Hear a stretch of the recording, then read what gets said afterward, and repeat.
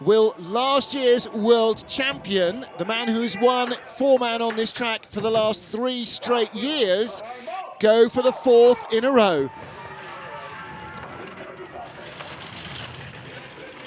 500, it's 4 in a row for Oskars Melbardis. His first win back from injury. Yeah, it was a great race, and we're focusing for this track, and I try to do the best, but in first one some mistakes, and thanks guys for a great push, and yeah, it's great feeling and a little bit emotional feeling, because after this back surgery in September I think it's possible to get back on podium, and now I see today it's possible, and I keep dreaming and keep working and hope for good result in World Championship.